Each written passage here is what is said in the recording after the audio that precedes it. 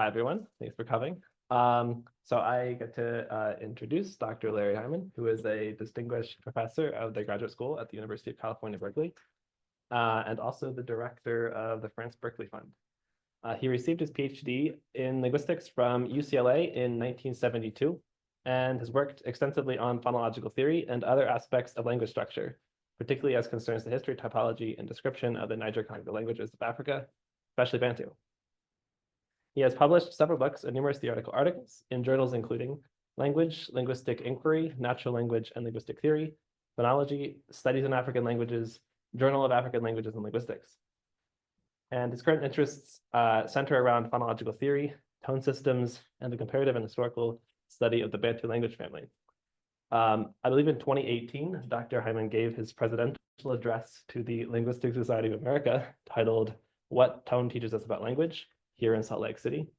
On a personal note, I always enjoy reading Larry's papers, so this is the first time we've met in person.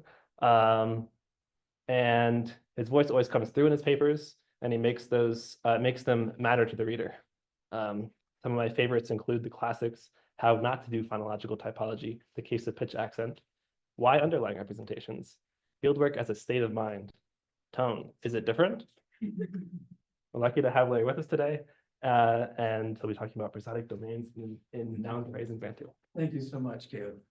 It is a real joy for me to be here today, and I want to thank you all for inviting me.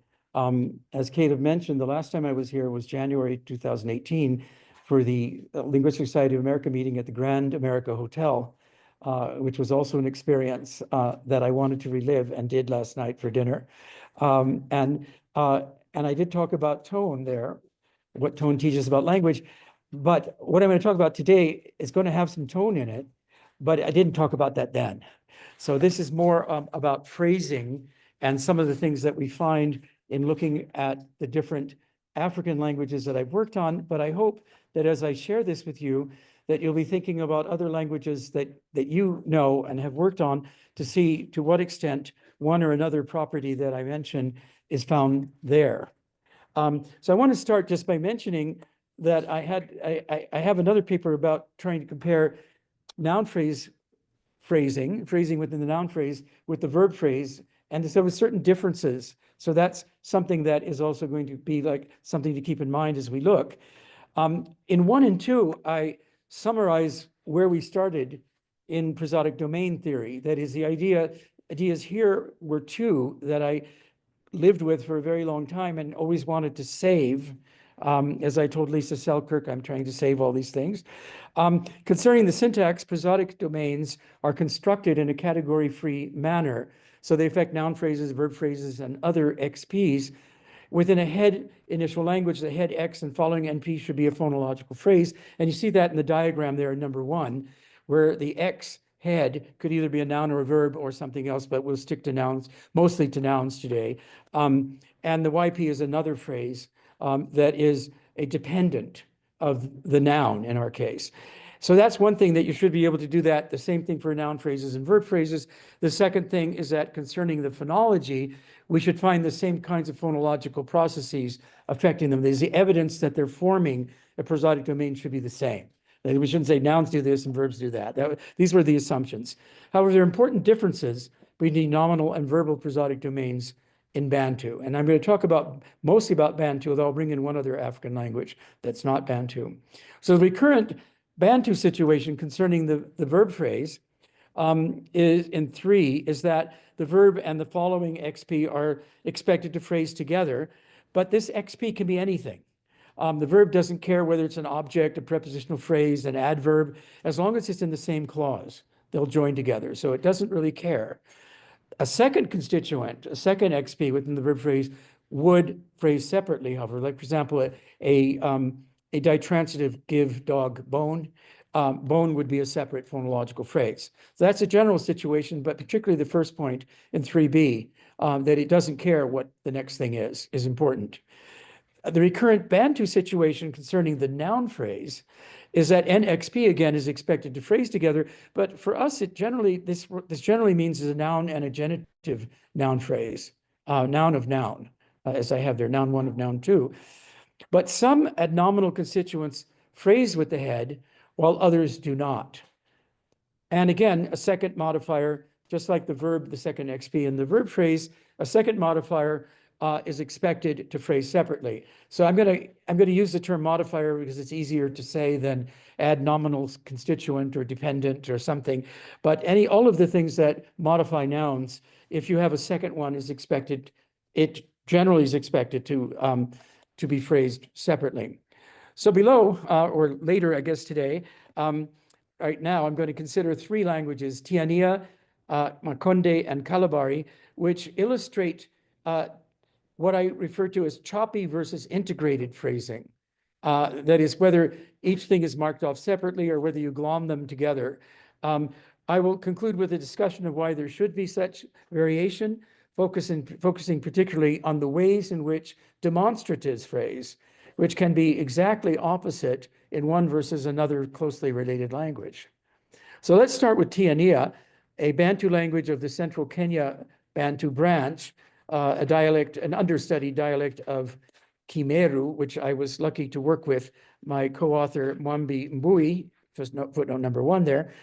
And here are all the tones. I have to warn you, if there are any tonophobes in the audience, not to be afraid. All you're going to need, there are lots and lots of tones in this language, there are all those different ones. The main thing we have to keep our eye on, and if not the only thing, is that S, that capital S for the super high. Because and that is marked by 2 acute accents on the vowel. This is mostly, almost entirely derived at the phrase level, as we're going to see, but it occurs on a few grammatical morphemes, and I'm going to point out one of those as well. So that's all. So when I show you, to get started in number 6, here are a bunch of nouns. When I show you these nouns that have different tone patterns, that's not as important as looking at what happens in the right there when I put them in a yes/no question. So this is, have you seen a tree, a chicken, a blacksmith, etc. And you can see the double acute accent for the super high boundary tone, as I'm going to call it, the super high tone, which is marking a yes/no question. Okay, and this super high can only, if you look further down, you can see it's realized either on the last vowel or the penultimate vowel, okay? So it can't go further in. So it's really a right edge, super high boundary tone. In this case, marking yes/no questions. Now, this is not surprising. We all know languages that mark yes/no questions by going up at the end. It's not a universal, but it's very common. But the same S here in number 7 with that percentage sign indicating it's a boundary tone is present on preverbal XPs, in particular on the subject noun phrase. Okay, so it's going to mark the end of the phonological phrase there. Here, the same nouns are there in number 7. And if you go over to the right, you see the double acute accent on all of those nouns as they appear as the subject of has or have fallen. So a tree has fallen, a chicken has fallen, etc. So the subject is marked off that way. Again, this is not surprising because if we think of the super high tone as marking off the end of a phonological phrase, because in many SVO languages, the subject is marked off separately, whereas the object joins. Here's some more examples. And in fact, what you see in number 8, if we go on to page 3, that this super high will link to the last word of the subject. So it's not marking the noun, it's marking the subject noun phrase. So here you have a possessive pronoun, my, a demonstrative, these, an adjective, big, and then a numeral 3. And you can see that when you go over to the right as subject, my cups fell, these cups have fallen, etc. The super high is on the modifier in this case. There is an extra super high on the adjective. You may notice that on big. That's on what we call the augment morpheme in Bantu. And that's one of those few morphemes that has a super high tone for some reason. Okay, but it doesn't have anything obvious, at least, to do with marking phrases. Okay. In fact, I don't think it has anything to do. On the other hand, any postverbal constituent, remember it can be anything in Bantu languages, as long as it's in the same clause, but any postverbal constituent in the same clause forms a phonological phrase, a PHP. So in these examples in 9, you have an object, bags. We've just bought bags. You have a temporal. We have just bought them now. We, them, have bought now. Now is nende. Locatives, meiro, or in the house. We even have a prepositional phrase. We've just arrived with the farmer, and they're all joining the verb. So there is no super high tone on the verb at all. And since this is a statement, there's no super high at the end either. I put the last example, the negative, we haven't just bought bags, to show you that the object in this case joins with even a negative verb. And the reason I put that there is that in some Bantu languages, negative verbs require that there be a break. But that isn't the case here. Anything that follows will join. However, if you look at 10, a second XP has to phrase separately. So I've given you a number of different examples here of, we have just bought the farmer bags. So the farmer has a super high on it, bags. We have just bought bags with the farmer, na moremi. Bags has a super high. We have just bought bags now. Bags again gets it because now is following it, okay? So it looks like whatever is in the phrasing there, the second phrase has to get the requires a super high on the preceding one. Even when we conjoin noun phrases, this happens. Since they're both complete noun phrases, we have just bought cups and bags, and you see cups here has the super high tone. Okay. So that is giving you the general story about what happens at the clause level. What about noun phrase internally? And that's where the interesting things really start happening. The examples that we saw in number 8 show you that when you have a possessive, a demonstrative, an adjective, or the numeral 3, in this case, I'm coming back to numerals shortly, you can see that they form one phonological phrase because the noun does not have the super high tone. Okay, so these modifiers do not get phrased separately, they get phrased with the head noun. We can add to that in 11, these modifiers, certain, many, other. The other is a little different because it has that augment thing again with the super high, okay? And which cups, the which question marker, all of these join the head noun and we don't get a super high on the head noun. But numerals pose an interesting problem. Let's see, I'll have to show that over 2 pages, it looks like. Okay, I showed you the numeral 3, and you can see it here again. And you can see that these are the numbers here. I put the numbers for 1, which with a plural noun means some. 2, 3, 4, 5, 6, and 8. I left 7 out for good reason. Okay, these are the numerals that phrase with the head noun. They also are exactly the numerals that agree in noun class, in gender, with the head noun. So you can see all these forms. For class 2 friends, you get ba on everybody. If we go down to class 8 cups, which we've used, you get b on everybody. Okay, down there. Okay, so these are both the only numerals that phrase with the head noun and the only numerals that agree with the head noun. The other numerals, and I've given us a selection of these in number 13, do not agree. And guess what? The noun has to be phrased separately. Okay, so you have here friends, or you have either friends over here, asore, moanja, 7 friends, ikombe, moanja, 7 cups. Okay, 7, 9, 10, 20, 30, 70, 100, 1,000. So these numerals have no agreements, and they also require the super high tone on what precedes, telling us that they're being phrased separately, or at least that the noun is a phonological phrase on its own, and it's getting that boundary tone, okay? There's an interesting thing I underlined there in 13F. You can see in 13A that moanja does not phrase with the head noun. But when it's used with the number, with mirongo, which means tens, essentially, tens, and 7 tens is 70. In that case, it does phrase, the two do phrase together. So we're not getting another super high tone on mirongo, okay? So that phrase 70 is one phonological phrase, okay? Now it's tempting to analyze these numerals that phrase separately as appositional, something like friends, the seven. Okay. However, their word order properties, which I'll get to, are exactly the same as numerals which agree with noun class. So there doesn't seem to be a reason to set up a separate construction or a separate class of things other than because of their effect on phrasing. Okay. And in fact, I think the secret here, or the solution here, is that these numerals either are or were nouns. Okay, whereas the others are real numerals. And nouns, if you have a noun plus noun, just noun, noun, you must get separate phrasing. Now you see this in 14 to compare, because I've picked a number of nouns that are used sometimes to quantify. So a heap of sand, a lot of is sand heap. A lot of firewood is firewood lot.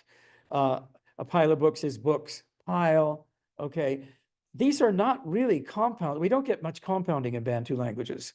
Okay, it looks like a compound, but interestingly, you can see that the first noun is getting the super high tone. Okay, and I notice I didn't say the head noun, because my feeling here and what I'm going to suggest is that it's the first noun that's modifying the second one. Okay, and then so the head noun is clearly when you say heap sand, is that right? Yeah, that sand is really the head, and whenever you have, this is an unusual dependent preceding the head noun, and that's when we're going to get this special marking, and that's what I think is going on with the numerals that don't agree as well. I'm going to come up again. We can almost, and this is the other side of it, coming back to the agreement issue, we can almost predict that a non-agreeing modifier requires a preceding super high tone. In fact, we can predict that. I'm sorry. We have any case of a noun and some other adnominal constituent being together, where there's no agreement, they must be phrased separately. I don't have any case of where they're glommed together. But what I do have a case of, we can't go to the other side of the equation and say if there is agreement, therefore they will be phrased together because of this one morpheme, which means in the singular here in number 15, the morpheme whole, or in the singular it means whole, in the plural it means all, the whole person, all the person. And you can see that there is agreement, all those prefixes there, showing you there is agreement, but there also is a super high tone. So this is the one case of something that agrees with the noun, with the head noun, but still doesn't phrase with it. Okay. So the question is why we have two kinds of modifiers, and I've already alluded to that. The first type is where you have all these guys, demonstrative, possessive, adjective, and the agreeing numerals. Okay, they all form one phonological phrase with the head noun, whereas modifiers that do not phrase with the head noun include noun, noun, as I mentioned, and noun quantifier, and we can add to this noun numeral minus agreement. Okay, that is, treat those as nouns. Okay, the structure of the noun phrase, which I give you a bit of the word order properties in this table, gives us a little bit into this, because it turns out the quantifier must come last, that agreeing quantifier must be last. So it'd be easy to say it's too far out, it's forming some other bigger constituent, and it doesn't phrase with the noun. Okay, that wouldn't be okay. The generalizations you see there are that demonstratives must come first. The quantifier that I mentioned must come last. Possessive pronouns tend to be preceded only by demonstratives. So this is the first modifier, and this is the second one. I hope I can say modifier as a shortcut. Okay. The possessive pronouns tend to be preceded only by demonstratives here, not by a quantifier here. The parentheses just means that you need some kind of emphasis to get that. Okay. And the unmarked order seems to be what I put here. First the demonstrative, then the possessive, then adjective and numeral in either order, and then the quantifier. Okay. Okay, so what I'm wondering about that noun thing is whether it's not a reversal of the head dependent relation, and it's more like the brothers four, the Jackson Five. You see how I'm dating myself. I know the brothers four better than the Jackson Five even. Okay. And that the dependent head order requires the boundary tone. Okay. Sort of like subject verb, which the dependent subject dependent of the verb is the head of the sentence, isn't it? Okay. Well, be that as may, a second modifier, as we were alluding to, must be phrased separately. And I've given a lot of examples. I'll go just through these quickly because they all show the same thing, although with one interesting underlying point. Here's where you have a demonstrative as the first modifier, and you can see it gets a super high tone when there's another modifier. In the second set in 19, you have my, a possessive pronoun, that gets a super high when there's another one, another modifier. In 20, you get the same thing when you have an adjective and then another modifier. And then finally here, when you have an agreeing numeral, 3 and another modifier. So everything, it looks like whenever you have two modifiers, the second one, the first of the two has to be marked with the super high tone. You cannot put both of them in the same phonological phrase, okay? Now, coming back to my underlying point in number 18b, this is important because with my friend and colleague Mark van de Velde in Paris, who's a big fan of apposition, you cannot account for any of this data with appositions. That is, we can't say, for example, in 18b, that these new books really means new books, sorry, these books, these new ones, okay? And the reason for that is you'll notice this is the one grammatical environment where the adjective doesn't have that augment morpheme I mentioned with a super high tone, okay? Mero cannot exist by itself. If it was an apposition, meaning new ones, meaning books, it would have to have a high tone ya on it. So you cannot analyze this as an appositional thing. It really is marking phonological phrases within the noun phrase. Okay. Now, what happens if you have more than two? Well, of course, here's what you get. So here's all three of these new books of mine. So this is book, these, my, new, three, all. Every one of them has a super high tone, except every one of the modifiers has a super high tone, except the last one, okay, which would have it if it was a question, okay. But anyway, so that means they're all being marked with this super high tone, super high boundary tone. I've shown in 22a, each one is a phonological phrase. So you have brackets around each modifier, whereas it is possible to look at it as a nested structure, as in 22b. All we need is that right bracket to get the super high tone as I show you there in 22b. Okay, so that may be the right way to go.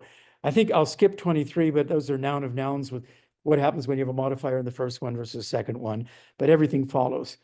Okay, so to summarize Tiania, which is the longest of my three languages to talk about, the phrasing within the noun phrase is rather choppy, mostly determined word by word. Only the noun can group with an immediately following modifier. Two modifiers never group together. If we assume that every non-head adjacent modifier is an XP, each one will require, or at least ends in XP if we do nesting, each one will require a super high tone to mark the preceding phonological phrase. Okay, now I have an aside here. I'm just questioning whether to go through it. I think it's probably okay. I started to ask myself, since I'm not only a phonologist, but I always call myself a grammarian, saying, so I always wonder, is this just phonological phrasing, or is there some kind of structure there I'm missing? That is there something grammatical there? So I wrote to the email list, Linguistics, where the typologists go. And I said, does anybody know a language that when you have more than one modifier on a noun, you have to have an overt segmental marker of some sort, like marking it like an oblique or something? You know, like we think of the old relational grammar sometimes of having to have oblique markers. Okay. I had in mind something from Cameroon here, quite far away. If you look at this example under the box, to say my red bird, often I would get literally bird read with me. So the question would be, could something like books these my be books my books these with me or to me, but in some language, so that I could say my super high tone is really a grammatical morpheme that is only tonal. Okay. Well, I got 3 responses. This was in 2023. 2 were irrelevant. And the other one was about Chinese. It was kind of interesting. I think, did I put it in the footnote? I meant to do that, I think. Yeah, but didn't really help much. So I'm assuming with all these very knowledgeable, to say the least, people that go to Lingtube. If we know about it, somebody will report it. So it looks like we're in pretty good shape calling it a boundary tone marking phonological phrases, and there's no special grammatical structure to it. Okay. Okay. Makonde, second example. I'm calling this choppiness in search of integration. So we're going to see a bit of both. Okay, and the data changes a little bit. This is another Bantu language spoken in East Africa on the coast of several countries, Tanzania, Mozambique, and a bit of Kenya, on Zanzibar, exactly. So whenever an add nominal constituent phrases with the head noun, there is variation. And this is, we're lucky to have had so many wonderful descriptions of different dialects in this case, and there they are. I'm going to talk mostly about Zanzibar Makonde from a dissertation by Sophie Manus. And you can see there's a hierarchy. In fact, I think I changed it on another one. I should have made this 1-2 phonological phrases white, so you could really see. Possessives are the most likely to phrase with the head noun, then demonstratives, then adjectives, then numerals. There's a hierarchy. Okay, but let me show you what is going on here. It's not a super high tone anymore. This language has, like so many Bantu languages that have lost the historical vowel length contrast, there is automatic penultimate, I shouldn't say automatic, there is phrase penultimate vowel lengthening. So you can see that the word mirror lengthens its vowel, which I indicate with two identical vowels. Also the verb to cut, you can see the lengthening in penultimate position. So in 27, I show you that possessives and demonstratives, this is in Zanzibar Makonde, that they group with the head noun. The head noun does not get a lengthened vowel. Only the modifier does, the possessive my and the demonstrative those. Whereas in isolation, you see to the right, if the noun was in isolation, its vowel would have lengthened. Okay. Adjectives and numerals, on the other hand, are phrased separately. So here is mango big and pots two. And you can see that we've got two long vowels. The noun gets a long vowel and the adjective and numeral get a long vowel. So we have two phonological phrases. As a result, if we have a more complex noun phrase with, in this case, 3 modifiers, you can see that each one of them is going to get the noun and each one of them is going to get a long vowel. Okay, we have 4 long vowels there. Pot, pots, big, white, 2. Okay, but here's the interesting point. If we add a demonstrative, which comes last in Makonde in the noun phrase, not first as it did in Tiania, okay, the demonstrative comes last, and look what it does. The demonstrative must phrase with the head noun, and if there's anybody intervening, it will take them along for the ride. Okay, so we get one phonological phrase out of all those modifiers. These are the same modifiers in 30 that you had in 29. Okay, okay. So although demonstratives usually come last, they phrase with the head noun, as we saw in 27b. Okay, and they entrap any intervening modifiers, causing all word penultimate vowels to be short. And another thing they do, which is equally impressive in my view, they cause all the tones to be high. Look at that, all acute accents. So I lied, you do have to know about one other tone. Okay. Whereas if you look at the words in 29, they have different tone patterns. Okay. So it imposes an all high, and it makes it that only the vowel of the demonstrative itself will lengthen, one phonological phrase. Okay, so all of the add nominal constituents are integrated into a single phonological phrase and receive all high tones. Number 31 and 32 shows you the same thing from another dialect. Now this is a dialect that was at the bottom of my table here, where David Oden says that he doesn't get any penultimate lengthening except before phrase final, when it's really phrase final. That is like at the end of a phrase, of a sentence, something like that, or the end of a big phonological phrase. But what's interesting is that there's a tonal effect from possessives. So here you can see that you've got all short vowels here with these guys at the end, okay? But what's interesting is that the the possessive pronouns assign a tone pattern in this dialect, which is a low-high tone pattern, if I remember, yes. So here we have my, so you have a high-low-low noun becoming low-low-high with my, versus low-low-low with bad. Okay, it stays the same. And when you have my put after it, it assigns the high tone pattern anyway. And so it will entrap anybody in there and force this, when you look at the second noun there, which has a rising tone in 32E, that tone goes away. So the possessive pronoun imposes an all low and one high tone pattern. So it has nothing to do with vowel length, obviously, but it's integrating all of that into one phonological phrase for the purpose of assigning that low-high melody. Okay, so it's the same point about integrating. Okay, I think I can skip the summary and go on to Kalabari. I'm going to now skirt outside of Bantu and go into Nigeria. And this is an Ijoid language that I worked on with Otele Mate Hari some years ago, and found this extraordinary situation in the noun phrase. And that is that although you can see in 35 that they're on bisyllabic nouns and verbs, there's a 5-way tone contrast, where the last one is a high followed by a downstepped high, that is a lowered high, okay? So there is a very robust tonal contrast in the language, okay? However, within different adnominal constructions, these assign one of 4 replacive tone melodies, tone patterns, illustrated below with the high noun meet. Nama, okay. So possessive pronoun plus noun assigns a high-low melody. So you get tu bo, nama, high-low, the child's animal, now this is a verb final language. Okay, so we're going to get all of it's a head final language, okay? Sorry. There, the demonstratives, where am I? Did I just make a mistake? Oh, no. But possessive pronouns assign a high-low-high melody. Okay. So nama now comes out in a nama. Now, because there's only 2 syllables, I don't get high-low-high, but it gets glommed together with that downstep being caused by the low that's in between the 2 highs. If it were longer, and I think I have an example coming up, you would get high-low-high. Okay.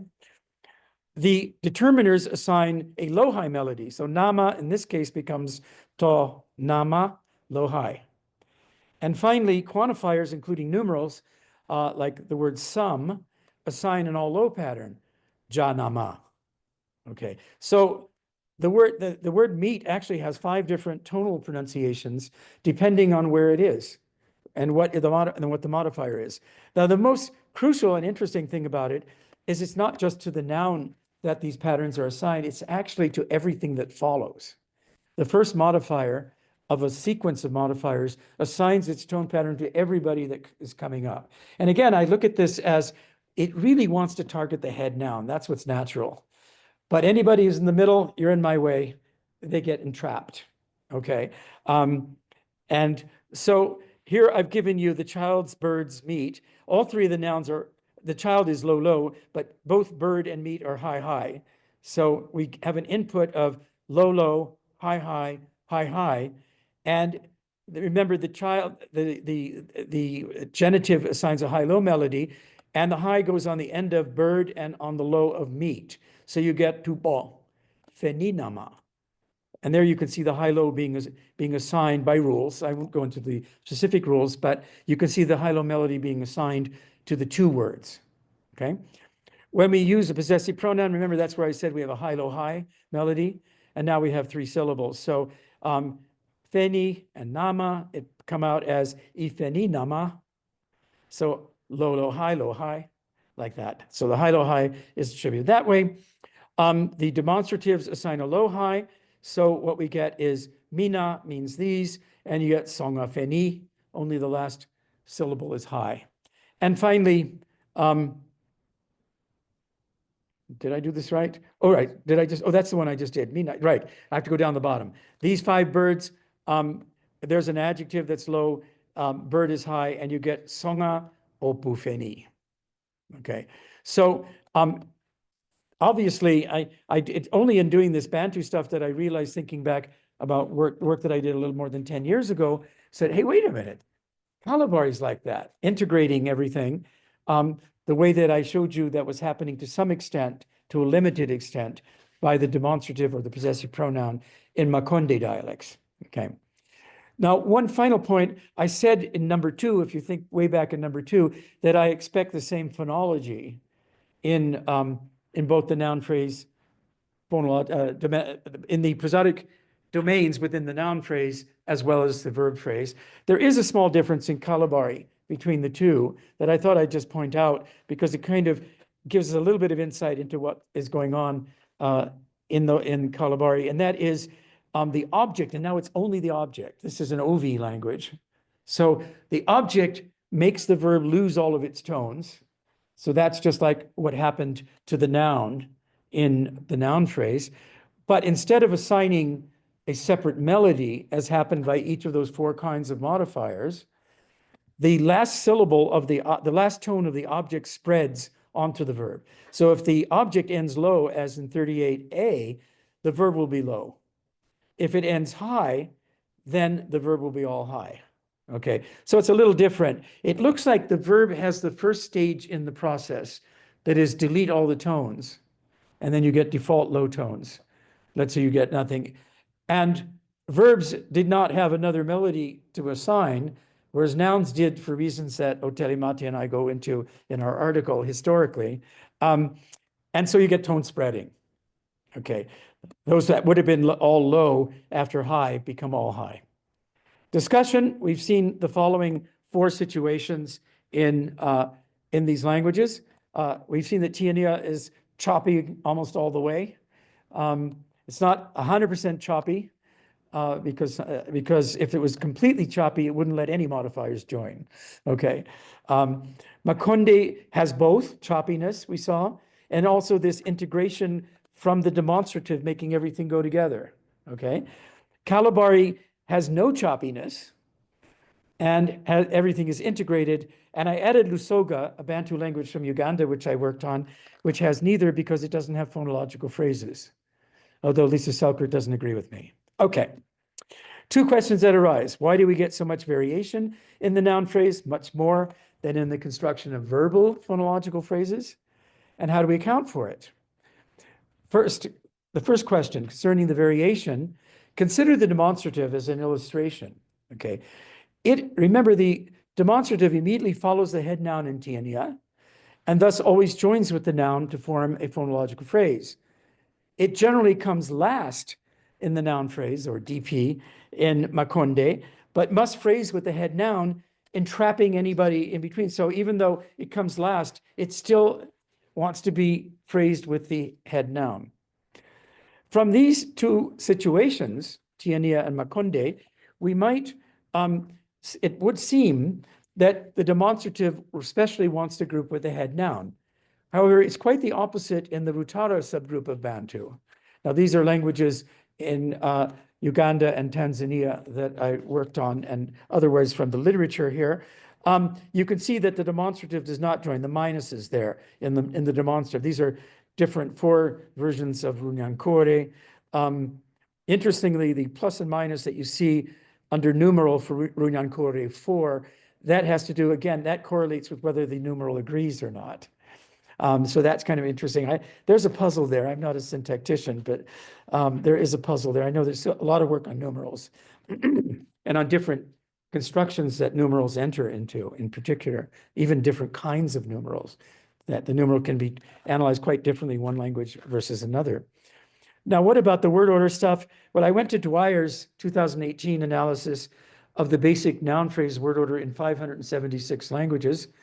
And he had 14 Bantu languages, narrow Bantu, there's the main the group that we normally call Bantu. I combined these with 2 more possibilities from Mark van de Velde's work, showing all 6 possible orders of postnominal, adjective, numeral, and demonstrative. He didn't do possessives, Dwyer. So we get all of them, but apparently number 1 is the most frequent order, even in the world's languages at large, as Culbertson et al. Have shown in a language article based on Dwyer. They did further, and this confirms predictions of Rykhoff based on scope, that you would expect the demonstrative to act on what precedes the numeral, then after that, the adjective. This is the number 1 in 41. But demonstratives show us a range of conflicting properties, and that's what puzzles me and what caught my attention when they make phonological phrases. Compared to other adnominal constituents, they may have the most effect, Makonde, or the least effect, Rutara. That was that last table I showed you. Or the same effect. In Tiania, there's no difference. It has to come first, but it doesn't act any differently from the other modifiers. The relation between their placement in the noun phrase, or DP, and their phonological effect is not predictive. They can be first, last, or somewhere in between. So that is not going to help us much. But I think the reason why the demonstrative has such different behaviors is because of an intrinsic, that is, behavior that it has the most phonological effect, but really wants to be far away. Okay, is a conflict between its wide scope and its grammatical status. Possessives and demonstratives, possessive pronouns, and demonstratives are small closed class grammatical morphemes which become enclitics in some Bantu and other languages. Thus, despite the wide scope of the demonstrative and to some extent possessives, it also shows a tendency to occur adjacent to the head noun. So that is part of the grammaticalization process of wanting to become like a clitic. It can also develop further into an article, as Greenberg famously showed. And that's what our inflectional augment is, the one with the super high tone, in fact, in many Bantu language. Possessive is also often adjacent and shows less tendency to be outward because it doesn't have wide scope. Okay, so that's the way I see that. Okay, so the ways of accounting for differential phonological effects of adnominal constituents synchronically, well, I obviously will leave that to the syntacticians, really. I mean, as a phonologist, I can guess. As I was telling people earlier, I'm not a syntactician and I can prove it.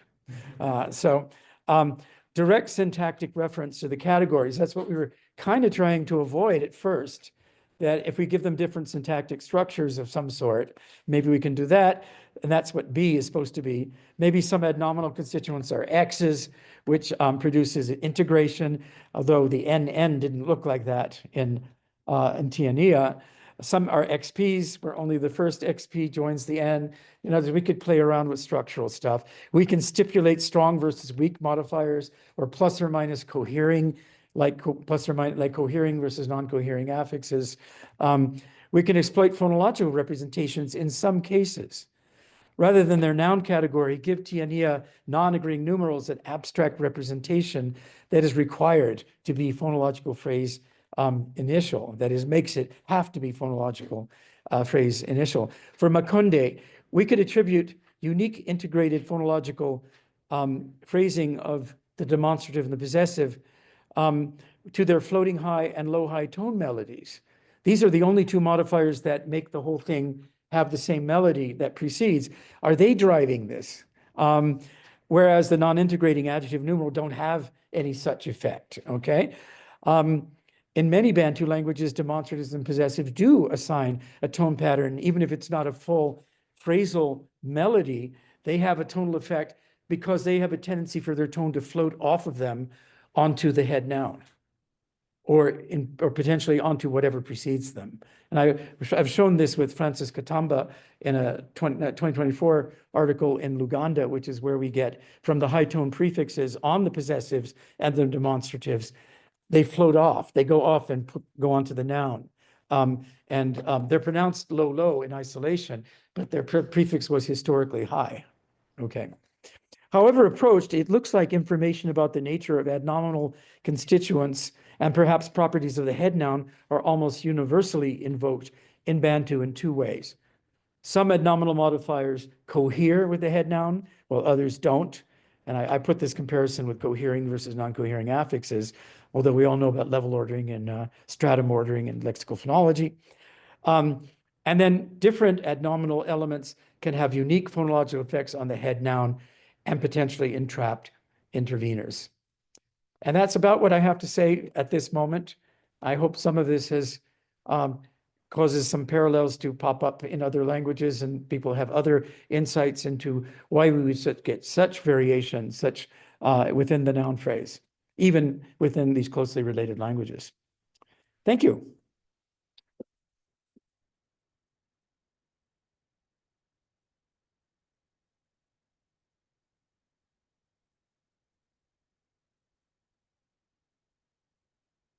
We always start questions at Berkeley with our students first.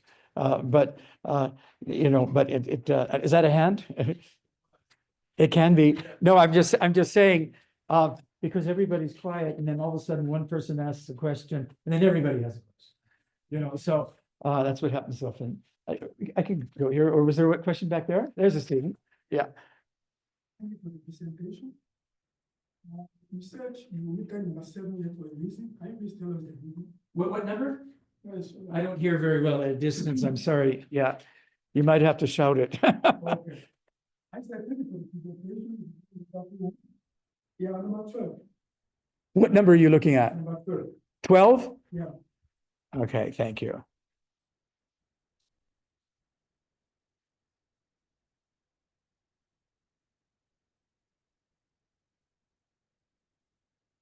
Took me a while to get there. Yeah.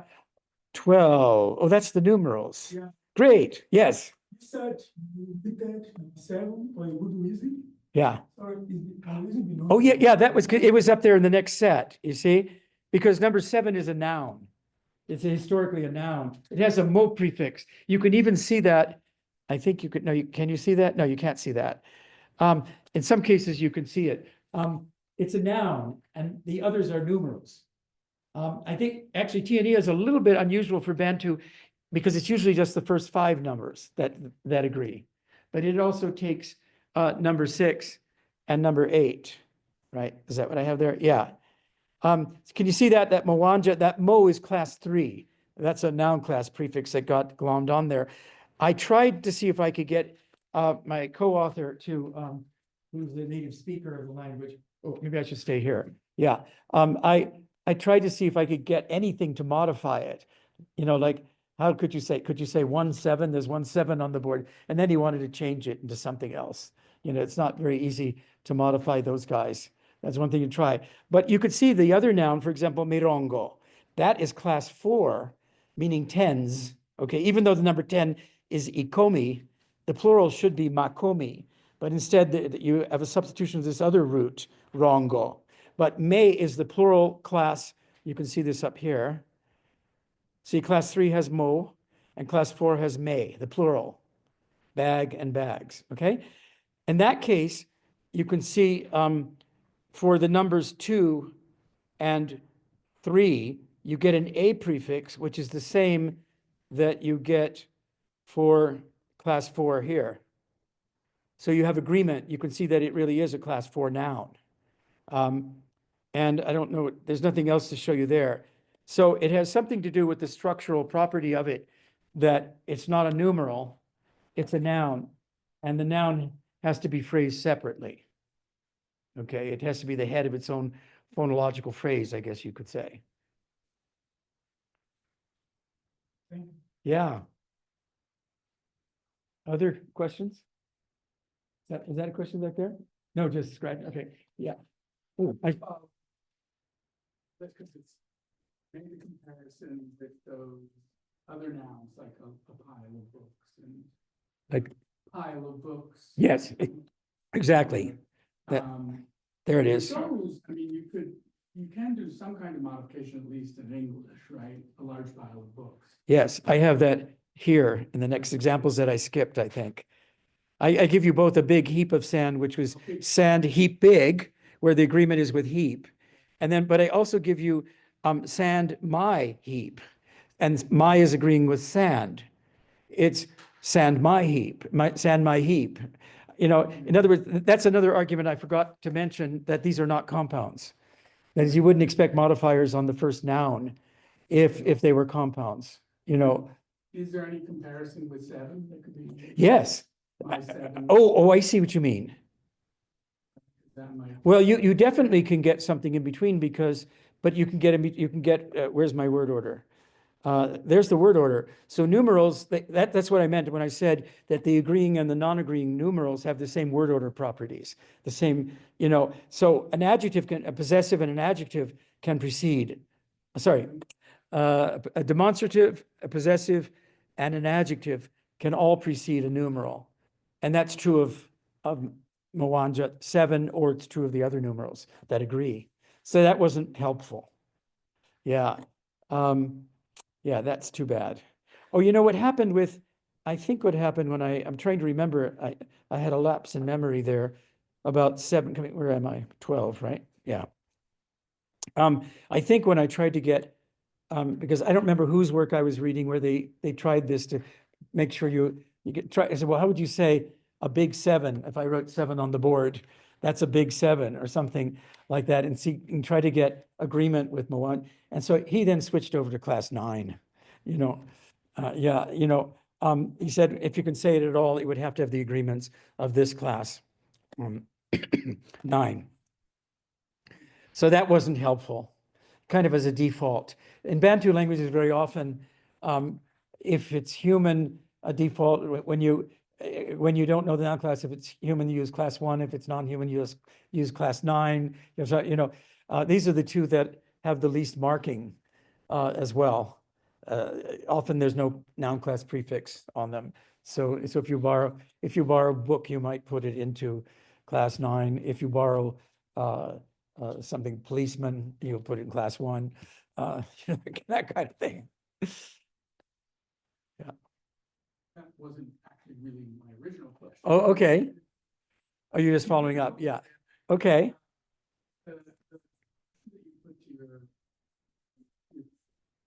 Yes. Oh, yeah. Oh, let me go over that. Yeah. Think of a possibility, but I'm not sure. Okay. Is an actual. So is there some kind of syntactic, maybe functional element that could be involved here? Is that this sort of question? That was the question I was asking. Yeah. Yeah. So I it makes me think a little bit of like esafe in Uh-huh. Persian, right? Well, I was thinking of construct states. Yeah, I mean, that if it was just, the noun gets a special form when modified, but it's this is every modifier getting a super high tone, and it's usually the head noun only that gets the marking, isn't it? Yeah, I don't remember the fact that he's afe, but Yeah, I'm less familiar with that than with, say, in Tagalog, na or marking in Austronesian, right? Generally, of modifiers of various classes being linked to the noun they modify by a Right. particular overt. yeah, a linker. We could call it a linker even. Yeah. A long time ago in a galaxy far away, I wrote a dissertation on this kind of topic. Oh, Yeah, so you have mentioned that super high tone can show up as a question marker. yes. Right? Which of course could be linked to a C head in the structure. And in a similar way, some work has made these adnominal modifier linkers into a functional category at a high position relative to each of these. You can call phonological phrases, but might also be syntactic phrases at the same time. But rather than having segmental realization for that high head in something like Tagalog or Romanian or even Mandarin, marking in nominal. Yeah, the Mandarin was, I think that's my footnote from, but in any case, there's at least a little possibility that it could be the heads imposing. But would a question about that though would be would this be intrinsic properties of the kind of modifiers they are, or would it just be the result of it being sequenced? At least in the way that I was dealing with back in the 90s, it was a structural relationship between a head and what we would normally call the adnominal modifier. Yeah. In those languages where there's no realization. Okay. But that in different, in the stuff that I was doing in different languages, you would have different realizations for it. It could be an independent morpheme, it could be affixes, or it could be, I don't see why it couldn't be an imposition of a certain phonological property on one. Yeah, that was, I could see that. I would be very happy if someone came up. It's the Tiania situation is very simple in one sense, in that it's just if you have a second or third modifier, you have to get this super high tone, and it's very simple. It doesn't care what they are, you know. There are ordering restrictions, but it doesn't care. If I switch it, it'll be the same, you know, that kind of thing. And so I would be extremely happy. Well, I shouldn't say that. Well, I guess I would be happy if somebody says, we have this linker in this language, and it's exactly what happens. Anytime you have a second modifier, you need to throw that thing in there, you know, or a third one, you know. And I'd say, okay, then it's a question mark. Yeah, then it could be at that level that it requires a certain structural thing, almost like treating it as obliques, as I was mentioning. You know, like my example of, you know, what was it? A bird read with me, you know, and all that. There's something that I don't know if anybody caught it. I even mentioned it, I think, as fast as I could. That there is one issue that needs to be addressed that I didn't address. You saw that the super high tone is there for questions.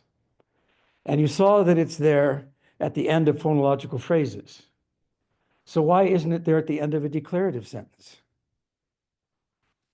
That's the end of a phonological phrase. Aha. Any ideas?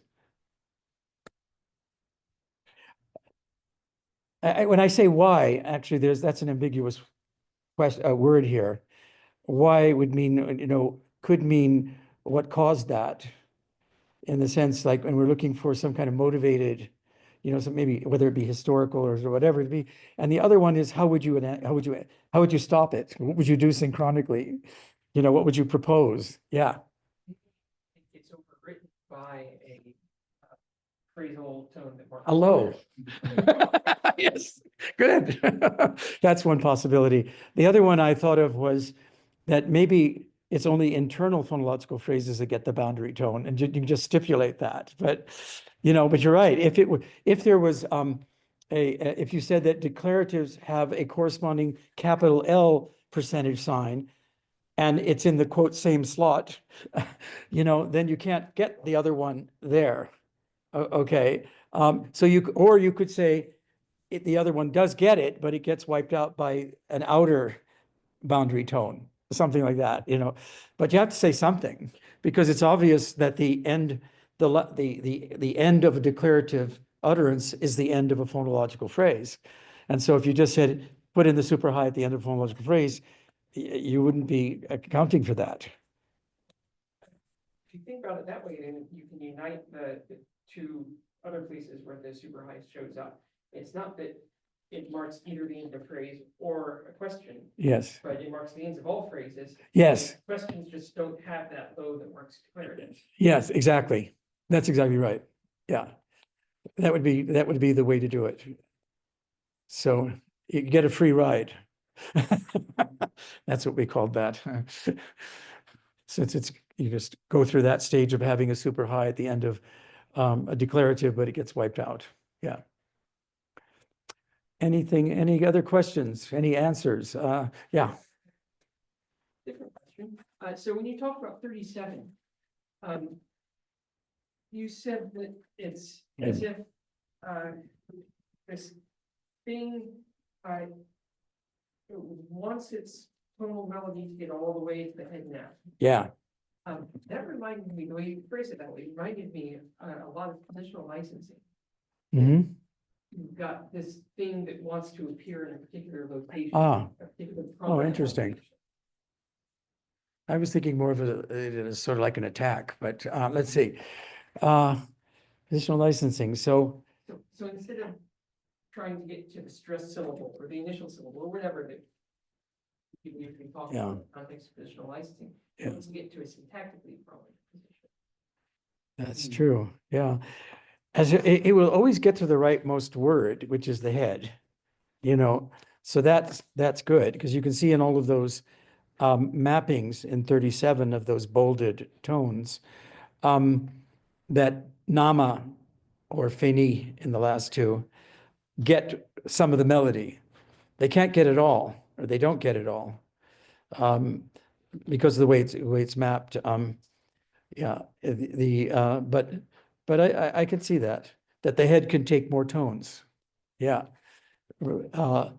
so we have to think of these modifiers as holding these melodies, which Nick Rowley likes to call them floating tones. I think there's morphological tones or whatever. This is like morphology done at the phrase level, by the way. That's the other thing to look at it. It would not be at all surprising if you had a suffix and it assigned a melody to the stem, that kind of thing, or a prefix doing it, etc. But having modifiers do this over the whole noun phrase, yeah, I should be careful about that. I'll just say one thing. There are determiners that come after the noun, and they're outside. But the demonstrative is early. Okay. So it's possible that that it's the noun phrase and not the DP. I don't know. Anyway, they're outside. It really wants to hit the head noun, not the last word. Yeah. Yeah. So anyway, so this is really looking at something that we have been accustomed to seeing of, this verb tense assigns a low, high, low melody. This one, something that's more assigning to a word, and in particular as part of the morphology, the inflectional morphology. And this is saying, I want to hit all these things. All of the Ijoid languages have some variation on this. This is like a theme and variations. But this one is the most clear case of where it's category that decides it. In other ones, you get a number of languages where the nouns belong to arbitrary classes A, B, C, D, and class A assigns this melody to everybody, class B does this one. And for that, we even have a few examples outside of Ijo. Urarina in Peru, for example, does that. There was another one, Yagaria, I think, does that. And so it's not very common, but we have some other examples. But this one is the clearest category-driven one. Yeah. Always going to the head. And that's what we expect, just like we expect affixes to affect the head, when they do these kind of things. And in this case, it's the head noun or the head verb that are being affected. If you just think of liaison in French, it's ami that's affected by bon. Bon ami, where you get the syllabification there, you get the N, so, right. Other questions? Anything else? Yeah. Question about 43 about the 43? Yeah. 43, just a second. Your thoughts about different ways of accounting for the different frequencies of phonology. Yes. I'm not sure. So I wonder whether you clarify a bit about the first item in D. In rather D. than assigning the vowels as another noun category, you would assign it with an abstract representation that is Yeah, something or well, of course, you could also, I suppose, with the numerals, you could get away with having and there have been analyses where people have done this with other prosodic domains. You could just enter them in the lexicon with a phonological phrase boundary before them. That is an ad hoc way of doing it, but there's some generalization with the heap and the lot. I don't know if I would buy that, so easily. But with the numerals like 7, coming back to 7, there wouldn't be any problem giving it some kind of representation. I just now thought about that. I didn't, I was thinking more in some cases, sometimes with tone in particular, if it's tone, we have all kinds of tricks. I shouldn't say not you in Chinese, but we in Africa, and that is, if you say, well, high tone is supposed to spread onto that, well, we'll just put an extra tone floating there before, that'll stop it, and you hope to find the evidence. I don't mean to say that I'm frivolous about it, because this is the kind of stuff that keeps me up at night, so so if there was a way. What I was thinking more of, like, take Mwanja and then say, well, maybe all of those guys, let's see, well, they could start with a floating super high, actually. You could even do that. You could say that Mwanja has a floating super high before it. And then whatever precedes it is going to get it. Why didn't I think of that before? Anyway, and it has nothing to do with phonology. We'll treat it like an exceptional morpheme, like I did with the augment, with that high tone, that super high B, right, that we saw. Okay. Again, I don't like that with heap and pile as much, although you could always make it dependent on the construction in which it enters. It could have an allomorph with a super high floating tone before it, if it's used with a noun before it. So heap of sand, what's the order again? Heap sand, I'm sorry. If it always gets, it has a floating super high after it. Oh my God, I've got it completely mixed up. We have to go back there. Let's see where that was. No, we're in Kalabari. Wait a minute. Let me see if it's faster this way. Yes. Let's see. I'm still in the wrong language, but I think it's going to be, here we go. Right? Yeah, heap. So it's sand heap. So it would have to be heap. I was right. Sorry, it would have to be heap that has a floating super high after it that only gets assigned if it's put in a construction with a noun following it. Okay, and then of course there's an automatic assignment. I gave you those rules without going over them because that wasn't important, but there's an automatic way the super high tone maps depending on the tone of the last word that it's mapping to. Okay, so that's a separate strictly phonological issue. So you shouldn't be concerned that it's going to the penult, for example. In that example, if I can again find it, yeah. In this one with he, here it's going to here. Okay, it depends on what the underlying tones were of the noun of the word that's getting it. Yeah, that can work. There are lots of ways. I don't think we're short of ways of doing it, just like with the declarative situation, although I like the one we just discussed a lot. The only thing is I don't know if I would, normally when you have a sequence of boundary tones, like I had this in Kinande, I remember. So the end of a phonological phrase, like subject verb, is marked with a final high tone on the word. And so at the end of a sentence of a declarative, you do assign it, but the declarative gets a boundary low tone. So it pushes the high into the penult. So you can see that the first boundary tone is phonological phrase, and the second boundary tone is intonational phrase. So that's more pleasing, because I don't know that we would have that relationship there.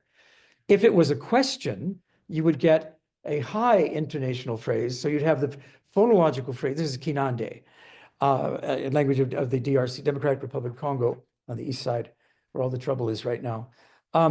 You would have the phonological phrase high tone, followed by the interrogative, the yes/no question high tone, and that would give you a final high on 2 syllables. So one pushes the other in. Okay. Whereas internally you wouldn't get the sequence because the intonational phrase gives you the second one. So if it was the case, if we said, okay, maybe it does work. I'd say, no, because the question one, oh, I'm sorry, you're right, it works. You're right. Did you say that? Yeah.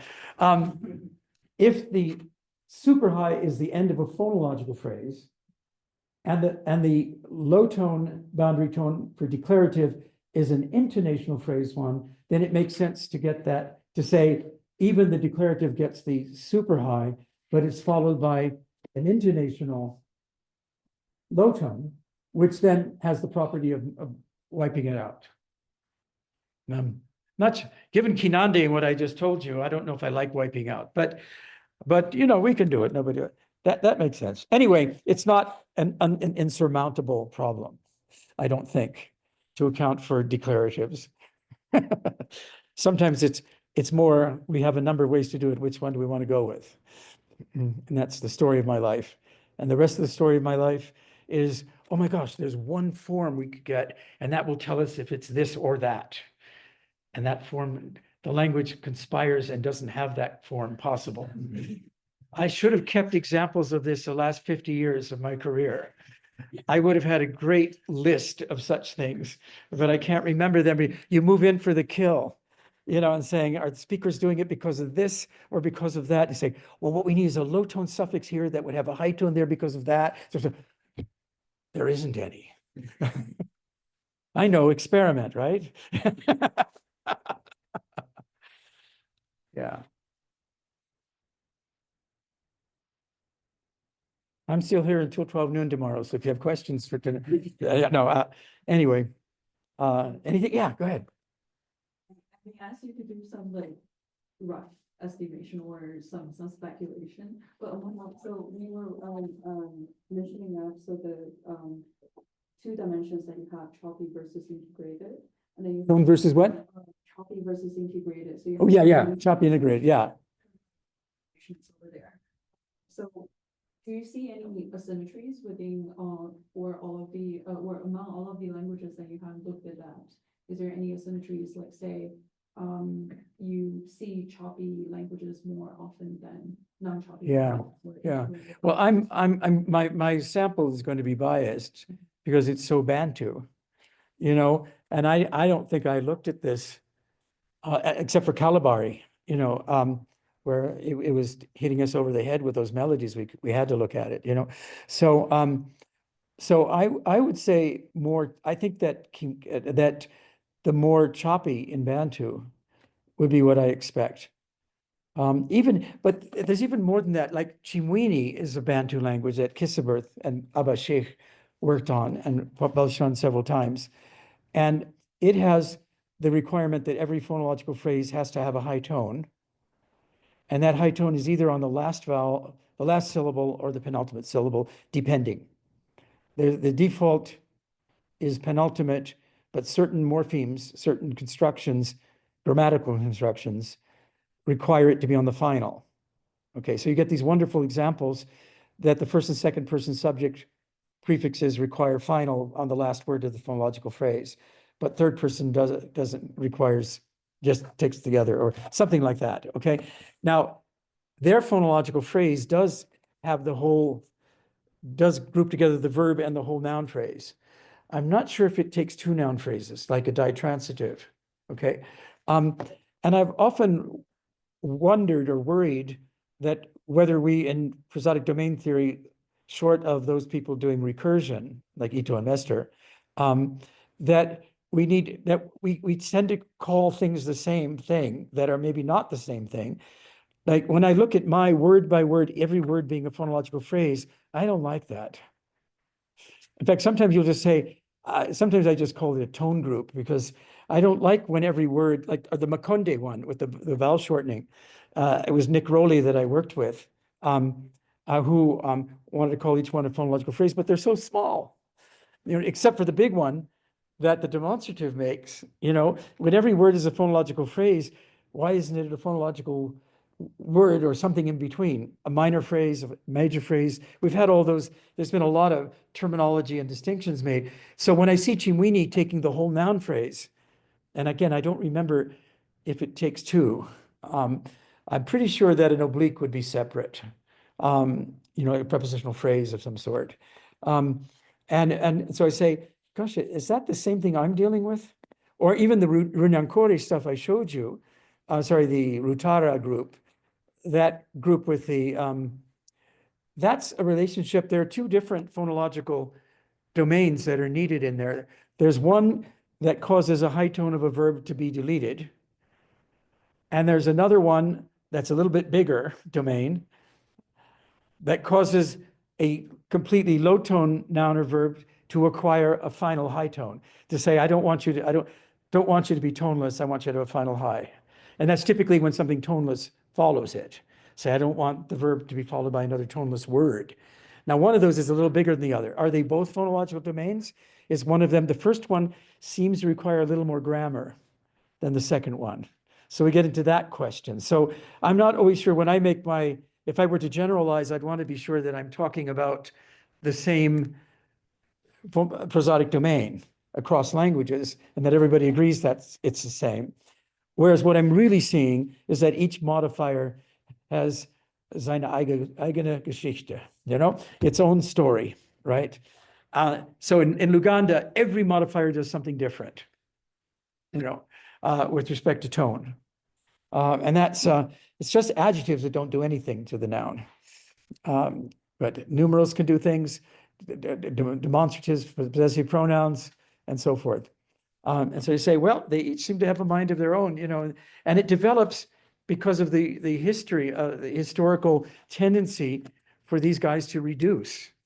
Whereas a noun phrase or some kind of syntactic phrase that follows a verb doesn't normally have a tendency, unless it's a pronoun maybe, to glom onto the verb and lose its properties.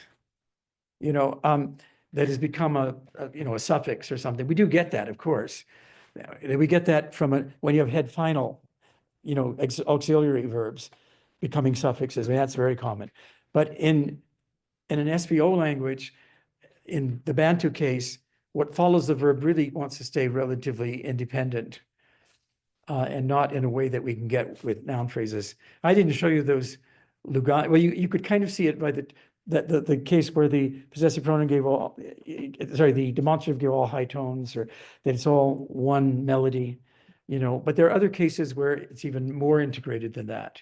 And you even see sometimes they're dropping the noun class prefix on it, and you're getting, at least for some nouns, and then you get a possessive pronoun that just has the root, at times as an option, particularly for kinship terms, of course. Yeah. Or the other thing is that we might have compared it with when we were talking, Ed, about the possible linker, is the difference between alienable and inalienable possession. Because very often there's an extra marker for alienable possession. So body parts or then kinship terms and those kind of things might have just juxtaposition of the noun and a possessive marker, whereas the others would have an extra something. And that's the case in the Makonde languages often, for example.